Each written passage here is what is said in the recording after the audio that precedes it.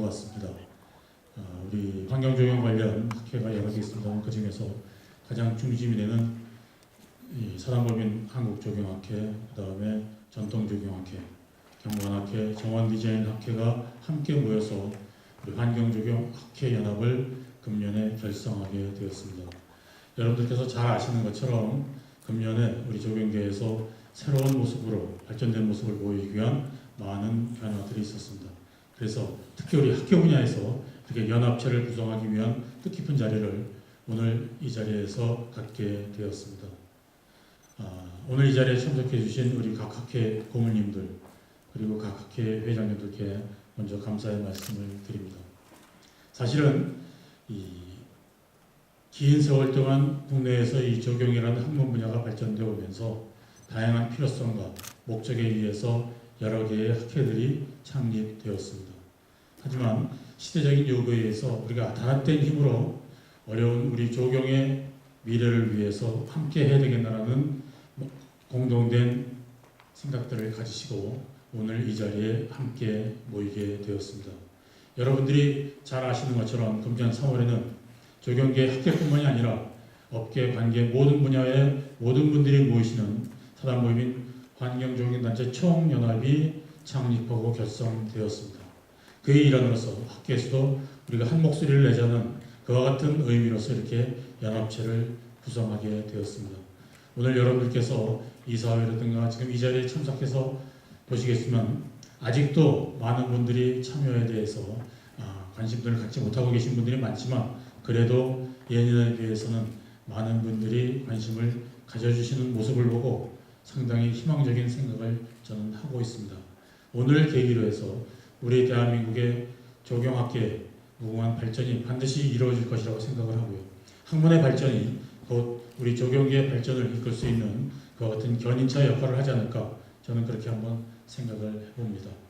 다시 한번 이 자리에 모여주신 여러분께 다시 한번 감사의 말씀을 드리고 또 함께 해주시는 우리 각 학회 임원진 여러분들께도 오늘 이 자리를 만들기 위해서 그동안의 노고에 대해서 감사의 말씀을 드립니다. 감사합니다. 우리 사실 총연합회 우리 조경 분야가 보니까 12만 자격증 기능사에서 한 12만이 되는 것 같고요.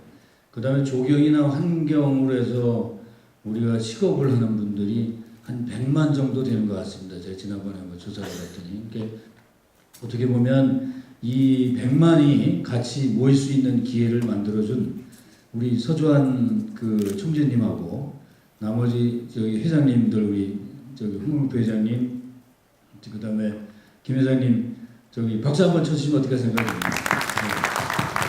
그냥 하실 것 같고요. 그 다음에 저희 이와 나왔으니까 한두 가지 말씀을 드리고 가야 될 것 같아서 지난번 전통조경학회는 잘 아시다시피 이제 사상과 철학을 연구하는 학회인데 저희가 지금 내년이 이제 내년 후년이 40주년입니다. 상당히 꽤 오래됐더라고요. 그래서 회원들이 지금 1000명이 넘었고요. 그래서 그쪽 분야를 열심히 할 계획이고 이제 이렇게 연합으로 하는 학회를 하면서 좀 더 저희 역할이 더 커지리라 생각을 합니다. 그래서 많이 도와주시면 잘 되리라 합니다. 저는 사실 임기가 이제 끝내서 2달밖에 남지 않았습니다. 그래서 차기 노재현 교수님이 하실 거니까 많이 도와주시면 좋겠다는 말씀 드리고요. 그 다음에 이제 저희 지난번에 춘계 학술 대회를 하면서 고건 국무총리를 모시고 저희가 기조 강연을 들었는데 고건 총리님 말씀이 자기가 사무관 시작을 할 때 20대 초반에 시작을 할 때 나무를 심는 작업을 기획을 하셨답니다. 그런데 남한에 심으신 나무가 35억 주를 지금 우리나라가 이제까지 심은 게 35억 주고 그래서 이제 그 다음에 지금 하시는 일이 아시아 녹화 기구를 만드셔가지고 활동을 하시는데 북한에 나무 심을 숫자가 혹시 얼마 정도 통계가 나오시는지 아시나요? 고건 총리님 말씀을 빌리면 조사를 해보니까 우리 남한이 35억 주를 그동안에 심었는데 앞으로 북한에 심을 나무 숫자가 65억 주를 심어야지만 우리 지금처럼 녹화가 된답니다. 이게 이제 우리가 할 일이라고 생각하시고 올해부터 봄부터 들어가시기로 하셨는데 아직 아마 그 정부 간에 이게 안 돼가지고 안 되시는데 가을에도 들어가시겠다 그러시더라고요. 그래서 말씀이 우리 한국 전통 특히 조경하는 분들이 그동안에 치산이나 뭐 이런 것들은 많이 해왔는데 이제는 경관이 굉장히 가치가 있고 그 다음에 전통의 가치가 있기 때문에 많은 참여를 요구한다는 말씀을 하셨습니다. 그래서 많은 회원들이 참석을 하셔가지고 우리 조경 문화가 100만이 잘 갈 수 있는 정말 삼천리 금수강산의 주역이 우리가 될 수 있는 그런 학회가 되었으면 좋겠다는 말씀을 전하고 저는 마치겠습니다. 고맙습니다. 네, 먼저 한국 조경학회 총연합이 여러 어려움을 극복하고 드디어 출정하게 된 것을 축하드립니다. 그리고 한국 조경학회 고문으로서 그리고 또 큰 경관의 회장으로서 협조와 결속을 다짐합니다. 제가 학교에서 가르치는 과목이 이제 설계를 가르치든지 이론을 주로 가르치고 있는데 조경비학 이론의 게시탈트 이론이라는 게 있습니다. 이제 그걸 보게 되면 부분들이 이렇게 모여서 만들어진 전체는 부분들의 합 이상이다. 말이 좀 어렵죠. 그런데 어쨌든 여러 단체들이 모였지만 여러 단체들이 뭐 20씩 20씩 되더라도 그것이 다 모인 힘은 150, 200 이상 될 수 있으라고 저는 이제 그 이론을 근거로 확신합니다. 그래서 앞으로 이 학술단체 연합이 단순한 그 기계적인 결합을 넘어서서 아주 창조적인 우리 조경의 확대에 아주 큰 계기가 될 수 있기를 바라겠습니다. 경관은 조경의 기반시이기도 하지만 조경을 도시, 농촌, 해양 등등으로 확장시킬 수 있는 우리 고유의 무기이자 미래의 비전입니다. 우리 학교가 올해 국토부와 함께 국토경관 헌장이라는 것을 제정하고 공포를 했습니다. 지금 사회 보시는 주장 교수님께서 이제 큰 실무적인 역할을 하셨는데요. 이 경관의 개념이라는 것이 사실은 피처레스크 이론도 있지만 우리 조경에서 비롯했습니다. 그리고 이게 국민의 문화로 정착해 나갈수록 이제 그 헌장이 이제 발효돼서 이제 전파되면서 조경의 영역과 일거리가 더불어 많이 늘어날 것으로 저는 기대하고 있습니다. 2013년에 개정된 경관법에 의하자면 인구 10만 이상 도시는 경관 수립을 의무적으로 해야 됩니다. 따지게 되면 220단체가 되는데 이것을 이제 조경 기술사 사무소에서 할 수 있으면 좋겠지만 능력이 충분히 됩니다만은 제도적으로다가 우리가 그저 스스로 할 수 있는 건 아닙니다. 감나무 밑에서 이제 누워 기다린다고 그대로 떨어지지 않듯이 막대기로 따야 되는데 그 막대기가 도시계획과의 협업입니다. 그래서 여러분들 이 자리에 참석하신 분들 많은 분들이 이제 용역업체도 하시고 엔지니어업체도 하시고 이러는데 도시계획과 협업을 통해서 우리가 경관계획으로 영역을 넓혀 나갈 때가 이미 많이 좀 때가 좀 늦은 바도 없지 않아 있습니다. 그래서 바로 좀 이렇게 시작을 해주시는 건 바라겠고요. 어쨌든 여러분들의 협조와 참여 속에서 경관과 조경이 함께 우리나라를 아름답게 만들면서 일거리를 많이 만들어 나가는 그 계기가 되기를 바라겠습니다. 감사합니다. 감사합니다. 예, 회원 여러분 그동안 잘 계셨습니까? 오래간만에 많은 분들을 한 자리에서 뵙는 것 같습니다. 조경 역사 45년 동안에 오늘과 같은 그런 새로운 장을 여는 그런 일들이 많지 않았던 것으로 그렇게 생각을 합니다. 이제 45년 동안에 조경은 여러 가지 연습을 많이 해왔습니다. 그 결과 시대적 요구도 있었고 또 각 이 회원님들께서 가지고 계시는 그런 비전도 있고 해서 다양한 학회들이 만들어져 왔습니다. 오늘 4개 학회가 일단 먼저 합해서 연합학회를 만드는 그런 자리를 마련했습니다. 이 자리에 계시는 분들은 어떻게 보면 우리 조경 역사의 한 페이지를 증명하는 분들이라고 생각을 하고 있습니다. 아무튼 이 각 분야에서 그동안 여러 가지 많은 연구들을 하셨는데 새롭게 이제 연합학회에서 또 다른 그런 좋은 일들을 좋은 연구와 그다음에 친목을 같이 하시기를 바람하지 않습니다. 우리 정원 디자인 학회는 그동안 3년의 역사를 가지고 지금 이제 이 자리에 섰습니다. 사실 조경에서 이 감당하지 못하는 부분들을 저희 정원 디자인학회에서 처리하려고 노력을 해왔습니다. 이제 정원이라는 것이 새로운 개념으로 공공정원이라는 개념으로 여러분들 앞에 섰습니다. 이제 이러한 공공정원의 개념을 보다 대중적으로 확산하는 일들을 우리 정원 디자인학회에서 하려고 하고 연합회의 힘을 빌어서 우리가 보다 활기차게 연구를 할 계획을 가지고 있습니다. 앞으로 회원 여러분들께서 많이 도와주시고 또 지도를 해주시면 저희 정원 디자인학회는 보다 큰 일을 할 수 있을 것입니다. 아무튼 오늘 큰 일을 네 개 학회가 모여가지고서 연합학회를 결성하는 이런 큰 일을 하게 된 것을 다시 한번 축하를 드리면서 회원 여러분들의 건강을 기원합니다. 감사합니다. 네, 반갑습니다. 한국환경조경학회연합 연역하고 설립 취지에 대해서 발표하게 된 송병아입니다. 우선 오늘 창립총회를 진심으로 축하드리고 오늘 첫 사업이 공동학술 발표가 또 아닌가 싶습니다. 한국조경학회연합은 말씀드렸지만 4개 학회가 이제 구성이 되어 있고 또 우리가 협회연합해가지고 총연합에 소속이 되어 있습니다. 우선 이제 총연합은 3월 3일 날 창립총을 했고 오늘 학계연합이 창립총을 하는 또 기쁜 날이 되겠습니다. 설립 취지로 본다면 이제 우리가 융합의 시대에 관련 학회가 같이 이제 공동으로 학술 연구를 하고 또한 그런 영역을 넓혀가는 그런 어떤 협력과 정진을 도모하는 그런 취지가 될 것입니다. 그리고 또한 분야의 위상 발전과 건익 부분이 있고 또한 요즘 융합의 시대를 하죠. 그래서 인적 분야와 어떤 그런 또 소통 이런 걸 할 때 또 4개 학회가 주축이 되어서 하는 부분이 구성되어 있습니다. 또 앞으로도 우리가 많은 학교들이 또 이렇게 참여할 걸로 예상이 되고 있습니다. 2016년 12월 12일 날 이제 우리가 사단법인 총연합 가칭해서 이제 1차 모임을 하면서 같이 이제 우리가 학회 연합의 어떤 구성과 그런 것을 저희가 하게 되었고 그리고 1월 15일 날 이제 공동으로 총연합 우리가 설립 공표를 하면 있어가지고 학계연합도 어떻게 조직 구성을 하고 할 것인가 그런 부분에 대해서 구체적인 어떤 큰 그림으로 사업 계획도 한번 구상해 보았고요.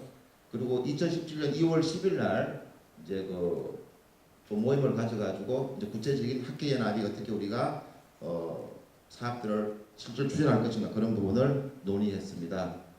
그리고 2월 10일 날 동시에 이제 학계연합 1차 회의를 조교학교 사무실에서 개최해서 공동으로 우리가 할 수 있는 그런 사업 발굴 이런 부분에 얘기가 있었고 그리고 3월 3일 날은 이제 총연합이 같이 이제 우리가 총회를 창립총회를 개최했죠. 그때도 우리가 참여해서 논의가 되었고 그런 내용을 하고 있습니다. 3월 3일 날 기념 사진이 되겠습니다.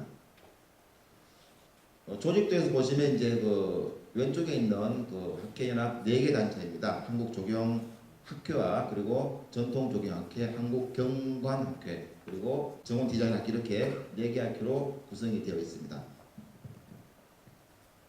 주요 사업으로는 공동학술대회를 개최하는 것입니다. 지금까지는 이제 우리가 계속 개별적으로 하다 보니까 그래서 정기총회는 이제 우리가 3월달 하는 거는 개별적으로 하고 이제 10월을 공동으로 해가지고 저희가 공동 관심사에 대해서 발굴하고 하는 그런 취지로 오늘 이제 우리가 첫 공동 학술대회를 하고 있습니다. 그리고 또한 2021년에 신라 공동 개최 추진을 위한 노력하는 부분에 대해서도 또 실무적으로 얘기가 있었고 그렇습니다. 그리고 이제 지속적으로 학회연합 실무자였던 연합을 통한 어떤 그런 공동 발전 방안 도모 이런 부분이 이제 진행이 되겠습니다. 그리고 두 번째는 이제 또 큰 사업인데 국제 저널 발간 추진입니다. SCI급, ANHCI급 해가지고 국제 학술지 공동 발간을 추진하고 있습니다. 그래서 기존 학회에서 이제 경제 학술지료가 있는데 그걸 영문판으로 우선 우리가 한 2-3년간 발간하고 그리고 그걸 국제 저널로 우리가 등재할 수 있는 그런 부분을 이제 실무적으로 좀 추진하고 하고자 합니다. 많은 예산도 필요하겠지만 우리가 공동 국회가 모였다 보니까 이런 부분도 우리가 조금 더 대한민국 조경의 위상을 높일 수 있는 그런 길이 아닌가 이렇게 생각하고 있습니다. 이상으로 간략하게 조경학회연합 경과 보고를 마치겠습니다. 감사합니다. 네, 이렇게 연합 창립총회 발표를 맡게 돼서 영광입니다. 좀 복장이 자유롭죠? 창의적인 생각을 해보려고 자유롭게 하고 왔습니다. 오늘 제가 말씀드릴 것은 도시재생 뉴딜입니다. 바야흐로 고도성장 시대를 지나서 저성장 시대 도시재생이 대세입니다. 혹자들은 지금 전 지자체가 문재인 정부의 제1공약인 이 도시재생 뉴딜 덕분에 요즘 밤잠을 못 자고 있다고 합니다. 공모사업이 진행되고 있기 때문에 그렇습니다. 도시재생 뉴딜은 문재인 정부 제1공약인데 여러분 아시다시피 50조를 넣어서 5년간 정책을 집행하자 그러는 건데요. 50조의 정부 재정이 들어가면 50조 최저 50조의 민간 자본이 들어오기 때문에 100조 정도의 큰 공약입니다. 국토해양부 1년 예산이 보통 16조 5천억 정도가 됩니다. 그 16조 5천억에 최근에 SOC가 한 20% 깎였는데요. 몇천억 깎였죠. 대신에 엄청난 다른 재원이 지금 50조가 들어오기 때문에 우리 조경계가 이걸 주목할 필요가 있다 생각이 듭니다. 뉴딜 정책이라는 이름을 붙였는데요. 1932년 루즈벨트 미국 대통령이 대공황 시절을 극복하기 위해서 낸 정책이 뉴딜입니다. 그걸 벤치마킹을 해서 그때는 테네시 댐을 건설했는데 지금은 재생에다 넣겠다라는 것이고요. 그 당시도 최저임금이 있었고 정부 공공 투자를 적극적으로 했는 비슷한 모양새가 있습니다. 우리 조경은 지금까지 저도 한 공부한 지 30년이 넘었는데요. 100만 조경 당원 중에 한 명입니다. 공원 녹지 생태복원 또 경관 여가가 제가 학부 시절만 해도 큰 주제였습니다. 대학원 시절 이후에 박사과정 또 현업에 들어가서 보니까 경관계획과 도시설계라는 것이 제도화되고 또 기후변화, 탄소저감 그리고 최근에는 마을 만들기와 도시재생도 우리 영역에 크게 들어와 있습니다. 그래서 지금 새로운 조경이라고 보면 기존 것과 연합해서 재생까지 다 우리 영역이라고 볼 수 있습니다. 실제 도시재생 과거 박근혜 정부부터 한 3년 5년간 정책화됐고요. 이제 올해부터는 뉴딜 정책으로 가는데 그동안 추진됐던 46개의 재생 사업 지구를 들여다보면 모두가 도시재생 지원센터를 만들게 돼 있는데 그 센터를 잘 분석해 보면 우리 조경계 출신이 거의 3분의 1 정도가 들어가 있습니다. 교수님들 중에서도 메이저 리더를 하시는 분도 있고요. 전체를 우리 거라고 볼 수는 없지만 적어도 절반 정도까지는 우리 조경 영역에서 할 수 있다라고 생각됩니다. 넘어가 볼까요? 예. 근데 우리가 이 뉴딜 시대에 가장 고민해야 될 게 뭐냐? 저는 참여와 협력입니다. 그리고 융복합이라고 생각이 됩니다. 도시재생, 마을 만들기 이런 사업을 할 때는 주민이 빠질 수가 없습니다. 주민 참여를 통해서 거버넌스를 형성하고 그들의 힘을 빌려서 전문가의 역할을 하는 것이 참된 과정인데요. 그러려면 참여와 협력의 기능, 테크닉을 길러야 되고 그런 능력을 키워야 됩니다. 그리고 융복합할 수 있는 능력을 키워야 됩니다.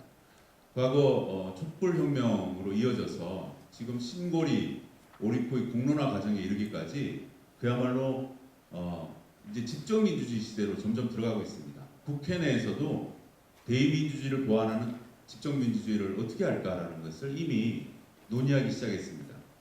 모든 분야의 주민 참여, 시민 참여, 국민 참여를 앞으로 끌어낼 가능성이 아주 높습니다. 그 중에 이 도시재생 뉴딜이 그런 역할을 충분히 할 것이다 라고 생각이 들고요.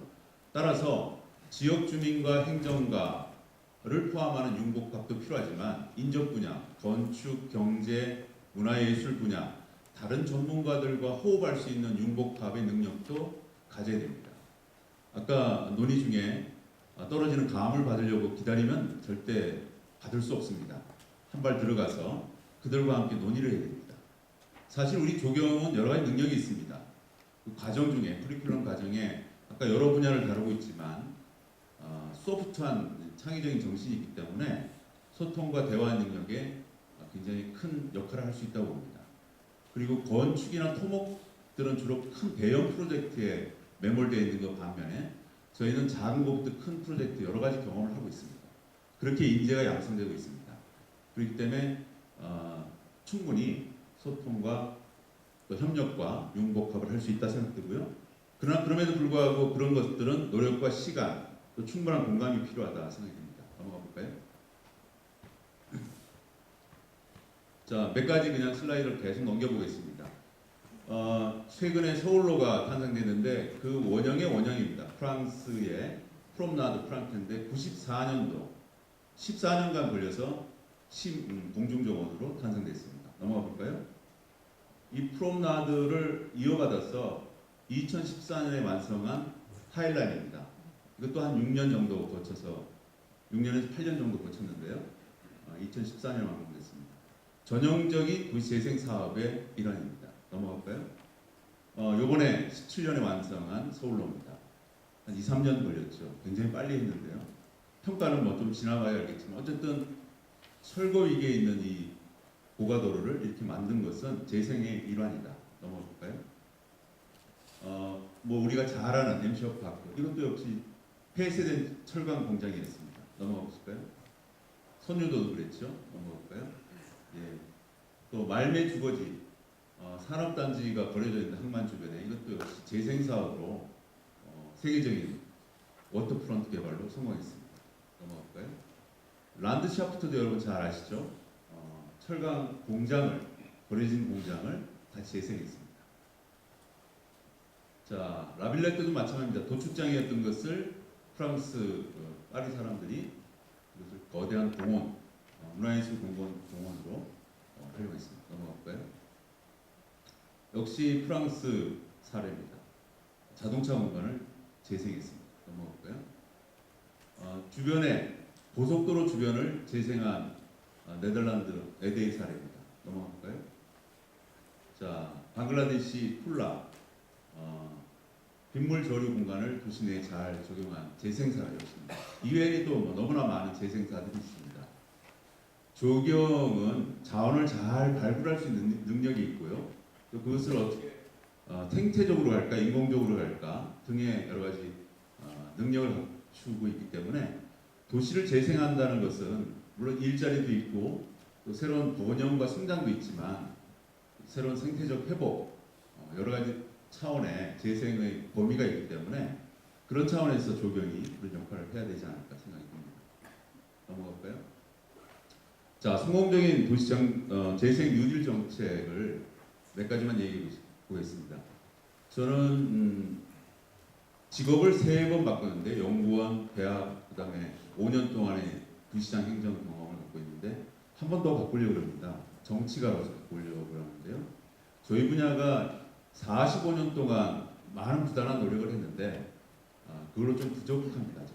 정치적인 노력이 부족해서 정치인의 한 사람으로 들어가서 일조를 할까라는 생각을 좀 갖고 있습니다. 최근에 문재인 정부의 인수위격인 국정기획자문위원회에 들어가서 여러 틀을 만들어줬고요. 정책의 틀을 만들어줬고 앞으로도 관여를 할 것인데요. 제가 재생률들 이렇게 가라 정부와 같이 협의하면서 논의하는 과제입니다. 첫 번째 패러다임이 완전히 전환돼야 된다. 과거 우리 국민임대주택 같은 정책을 보면 숫자 노림이었습니다. 행정체감용으로 정책을 집행한 나머지 필요한 지역에 임대주택이 들어간 것이 아니라 외곽에 손쉬운데 농지, 그린벨트 이런 데 들어가는 행정체감용 정책으로 도시재생 뉴딜이 갈 것이 아니라 국민체감용으로 가야 된다. 그러려면 그 지역에 쇠퇴한 지역의 주민들 그리고 지자체 거기와 결합된 전문가의 제한 사업으로 가야만 된다. 그래서 획일적인 중앙정부 정책의 공모 사업이 아니라 지자체와 공기업의 제한 사업을 이제는 바꿔야 된다. 정책을 그렇게 주장하고 있고요. 그래서 올해는 30% 정도를 제한 사업으로 갔고요. 70%를 공모사업으로 왔습니다. 아마 내년 되면 또 달라지고 또 달라질 겁니다. 이렇게 제안 사업을 할 때 우리 조경가가 지자체와 결합해야 됩니다. 공기업과 결합해야 되고요. 좋은 아이디어를 많이 생산을 해줘야 됩니다. 그래야만 재생사업에 결합할 수가 있습니다. 예를 들면 서울시 같은 경우는 인수위에서 있으니까 인구 비례를 따지면 20조 원을 자기들이 가져가야 된다. 20조 원을 달라. 그러면 제한 사업으로 자체적으로 하겠다라는 주장을 하는 것 같이 뭐 수원시 같은 경우는 인구 비례를 따지면 1조 이상을 받을 수가 있는데요. 그러니까 인근의 경희대학교 이렇게 많은 한경대학교 이런 교수님들이 수원시, 용인시 이렇게 주변의 지자체에다가 쇠퇴 지역의 아이디어를 제안하셔야 됩니다. 또 교수님뿐만 아니라 각각 엔지니어링 회사에도 마찬가지입니다. 그리고 그동안 물리적인 것에 너무 치중을 했습니다. 도로, 공원 이런 것에 주차장에 치중했던 것을 이제는 경제, 문화, 예술과 같이 결합을 해서 추진했으면 좋겠습니다. 두 번째는 추진 체계인데요. 현재 정부 내에서는 국무총리실 산하 재생특위가 있는데 이것이 작동이 잘 되지 않습니다. 여기에도 지금 조경 출신의 대가들께서 좀 들어가셨으면 좋겠는데요. 공모 중에 있습니다. 현재 진행 중에 있고요. 그것을 저는 실무위원회를 좀 개편을 해서 12개 부처 35개 사업과 관련된 이 재생사업을 좀 컨트롤했으면 좋겠다. 중앙부처 12개 부처가 재생과 관련이 있습니다. 또 지자체도 역시 협력기구를 지금 만들고 있는데요. 여기도 뭐 재생과와 또 문화복지과와 사회경제과가 합해서 협력기구를 만들었다 이렇게 주장을 하고 있는데 그게 아니라 그 행정파트 플러스 공기업 플러스 민간기업 심지어는 주민까지 참여하는 협력기구로 가야 된다. 그걸 여러분들이 주장을 하셔야 됩니다. 또 대체로 지금까지 3년 반 동안에 박근혜 정부 이후의 도시재생 사업을 잘 들여다보니까 일회성 사업이었습니다. 그것을 이회성 사업에서 지속 가능한 사업으로 발전시키려면 저는 민간 기업이 들어와야 된다. 그래서 민간 기업이 들어오려면 다양한 인센티브 등과 같은 제도를 좀 열어줘야 된다는 것이 체계 중에 하나고요. 또 지금 있는 센터 같은 전담기구, 또 마을 활동가나 또 경제적 마을 기업 같은 조직들, 중간 지원 조직 같은 것들을 더욱 활성화시켜야 되는데요. 이것은 지금 고민 중에 있습니다. 넘어갈까요? 자, 이 재생의 큰 관점, 뉴딜의 관점은 뉴딜을 해야 되겠다는 관점인데 과거 노무현 시대의 분산형 균형 발전을 계승해서 분산형이 아니라 지금 분권형 균형 발전의 가치로 재생 뉴딜을 추진하는 게 첫 번째가 있고요. 두 번째는 자치와 분권의 개념에서 분권형 균형 개발을 하려면 자치와 분권이 이루어져야 됩니다. 그런 차원에서 재생 뉴딜이 추진되고 있는데요. 그래서 과거의 세종혁신 기업 등의 분산을 시켰던 시대에서 이제는 어느 도시에 권한을 주면 그 받은 권한을 갖고 어떻게 재생 뉴딜을 추진할까라는 고민을 지금부터 해야 된다. 좋은 아이디어를 많이 제안했으면 좋겠습니다. 그리고 그동안 공간계획 위주의 마스터 플랜 방식이 이제는 재생 시대입니다. 더 이상 성장 일로의 계획 시대, 또 국토 계획 시대가 끝나고 지방의 분권의 계획이 중요한데 그 분권의 계획도 도시 재생의 관점에서 마스터 플랜을 수립해야 됩니다. 이미 선진국은 20년, 30년 전부터 이 방식을 추진하고 있습니다. 그리고 마을 거점뿐만 아니라 거점 중심, 그 도시에 또 그 지역에 성장 동력을 시킬 만한 거점 뉴딜도 결합해야 된다. 넘어갈까요? 자, 아울러서 또 해야 될 것이 사업의 부작용을 방지하는 겁니다. 가장 중요한 것은 현재 재생 뉴딜에 대해서 잘 모른다는 겁니다. 전문가들도 잘 충분히 이해를 못하고 심지어는 지자체 공무원도 잘 이해 못합니다. 공모 사업이 진행되기 때문에 그냥 지원하는 정도 수준인데 LH나 또 학회나 이런 데서 결합을 해서 홍보 교육 지원단 같은 것을 하나 만들어서 국가적으로 추진할 필요가 있다는 제안을 지금 하고 있는데요. 공감이 형성되고 있습니다. 또 아울러서 부동산이나 젠트리피케이션 누구나 요즘 많이 지적을 하고 있죠. 저도 행정 5년 하면서 도시재생을 열심히 했었는데 집값이 3배 올라서 주민들한테는 집을 갖고 있는 주민들한테는 폭발적인 인기를 얻고 있는데요. 내몰린 상인과 또 전세 예약자들한테는 비난을 많이 받았습니다. 왜 이 사업을 해서 내가 쫓겨나야 되느냐? 그게 바로 젠트리피케이션입니다. 젠트리피케이션 우리말로 하면 둥지 내몰림인데요. 지극히 도시 발전 상황에서 당연한 것이지만 그래도 그분들을 보호해줄 장치를 만드는 것이 국가가 아니냐 또 지방정부가 아니냐라는 측면에서는 고민을 해야 되는데 그것도 역시 우리들 몫인 것 같습니다. 넘어가 볼까요? 여러 가지 제도적인 개선을 해야 됩니다만 몇 가지만 말씀드리면 우선 이 재생을 잘 아시는 분은 도시재생 활성화 및 지원에 관한 특별법에 의해서 운영된다는 것을 알고 계실 겁니다. 지금까지는 그랬습니다. 근데 뉴딜은 그 재생특별법 플러스 기존에 있던 개별법, 건축법, 도시정비법 등의 그 법을 결합시키는 모양새를 갖고 있습니다. 그런데 제도적으로는 아직 정비가 안 돼 있습니다. 그 정비를 아마 연내나 내년 상반기쯤으로 끝내야만 사업이 제대로 원만히 추진되고요. 또 지난 정부의 가장 저는 좋았던 정책 중에 하나가 물론 부작용도 일부 있었지만요. 뉴스테이 사업이었습니다. 그 사업이 장점을 가졌던 것은 두 가지였습니다. 하나는 행정 절차를 굉장히 간소화시켜 주는 것이고 또 하나는 정부의 재정 기금을 지원해 주는 두 가지였는데요. 행정 절차만 간소해져도 민간 기업이나 공기업은 굉장히 자유롭게 움직일 수 있다는 것을 행정 경험을 통해서 많이 경험했습니다. 그래서 절차를 간소화시켜주고 또 아까 민간 기업을 자유롭게 좀 들어오게 하려 그러면 처음부터 협의체에 들어오는 것은 물론이고 재생 특구와 같은 특별한 지역을 선정해줘야 자유롭게 아이디어와 창의적인 실현을 할 수 있다 생각이 듭니다. 또 지자체마다 좀 다른 재생 기금이나 협력적 거버넌스도 필요합니다. 최근에 제가 또 주목하고 있는 것은 집수리 사업입니다.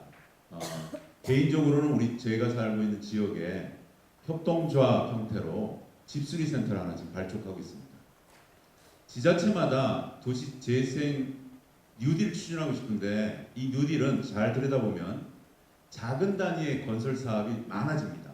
2가구, 3가구, 10가구 사람들이 모여서 집을 재정비를 하고 싶으면 허락을 해주는데요. 대기업이 들어가지도 못하고 중견기업도 못 들어갑니다. 누가 들어갈 수 있느냐? 자생적으로 있는 마을에 있는 기업이 들어갈 수 있는데 준비된 곳이 서울밖에 없습니다. 그래서 전국적으로 집수리센터, 협동조합이든 마을기업이든 사단법인 같은 것을 만들어서 참여를 해야 됩니다. 그래서 저희 지역에 지금 만들고 있는데 폭발적인 인기를 얻고 있습니다. 넘어가 볼까요? 예, 마지막입니다. 자, 저는 조경인의 한 사람입니다. 조경당을 하나 만들었으면 좋겠는데 100만 당원으로 힘을 모아서 우리 조경의 앞날을 창립총회니까요. 연합체가 뚜벅뚜벅 걸어가서 국가건설, 또 지역건설에 함께 동참했으면 좋겠습니다.